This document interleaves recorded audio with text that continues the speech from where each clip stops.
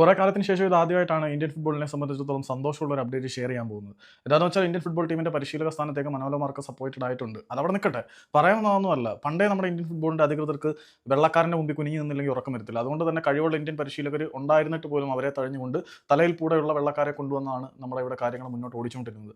പക്ഷേ ഇത്തവണയെങ്കിലും അതിൽ ചെറിയൊരു മാറ്റം വരികയാണ്. ഇന്ത്യൻ അണ്ടർ 23 ടീമിന്റെ പരിശീലകനായിട്ട് നമ്മളുടെ ഇന്ത്യൻ ഫുട്ബോളിലെ വൺ ടൗ കോച്ച് എന്ന് വിളിക്കാൻ കഴിയുന്ന നമ്മുടെ സ്വന്തം ഖാലിദ് ജമീലിനെ നമ്മുടെ ഓൾ ഇന്ത്യ ഫുട്ബോൾ ഫെഡറേഷൻ്റെ അധികൃതർ സമീപിച്ചിരിക്കുന്നത്. നമ്മുടെ ഈ വർഷം നടക്കാൻ പോകുന്ന AFC അണ്ടർ 23 ചാമ്പ്യൻഷിപ്പിലും ഏഷ്യ കപ്പിന് വേണ്ടിയിട്ടുള്ള ഇന്ത്യൻ അണ്ടർ 23 ടീമിന്റെ പരിശീലക സാരഥ്യം ഏറ്റെടുക്കാൻ വേണ്ടിയിട്ട് ഖാലിദ് ജമീലിനെ ഓൾ ഇന്ത്യ ഫുട്ബോൾ ഫെഡറേഷൻ്റെ അധികൃതർ സമീപിച്ചതായിട്ട് ഇന്ന് രാവിലെ തന്നെ അപ്ഡേറ്റ് വന്നതാണ്. ചില കാര്യങ്ങൾ കൊണ്ട് ഞാൻ വീഡിയോ ചെയ്യാൻ ഡിലേ ആയതാണ്. ഏതായാലും ഈ ഒരു ടാസ്ക് ജംഷഡ്പൂരിന്റെ പരിശീലകനായിരുന്ന ഖാലിദ് ജമീൽ ഏറ്റെടുത്ത് ഫുൾഫിൽ ചെയ്യുകയാണെങ്കിൽ അത് നമുക്ക് വളരെ വലിയൊരു നേട്ടം തന്നെയായിരിക്കും. കാരണം വളരെ പരിമിതമായിട്ടുള്ള സ്കോഡും കൊണ്ട് വളരെ മനോഹരമായിട്ടുള്ള പ്രകടനം ഇന്ത്യൻ സൂപ്പർ ലീഗിലും സൂപ്പർ കപ്പിലുമെല്ലാം കാഴ്ചവെക്കാൻ ഖാലിദ് ജമീൽ കഴിഞ്ഞു. ഈ ഒരു സീസൺ എടുത്ത് പറയുകയാണെങ്കിൽ വളരെ വലിയ ബിഗ് നെയിംസ് ഇല്ല, ബിഗ് വാഴ്ത്തുപാട്ടുകളില്ല, എന്നിട്ട് പോലും അത്യാവശ്യം മികച്ച പ്രകടനം ഖാലിദ് ജമീലിന് കാഴ്ചവെക്കാൻ കഴിഞ്ഞു. നോർത്ത് ഈസ്റ്റ് യുണൈറ്റഡിനെ കൊണ്ട് അവരുടെ ചരിത്രത്തിലെ ഏറ്റവും മികച്ച പ്രകടനങ്ങളിൽ ഒന്ന് കാഴ്ചവെപ്പിക്കാൻ കഴിഞ്ഞിട്ടുള്ള പരിശീലകനായിരുന്നു ഖാലിദ്.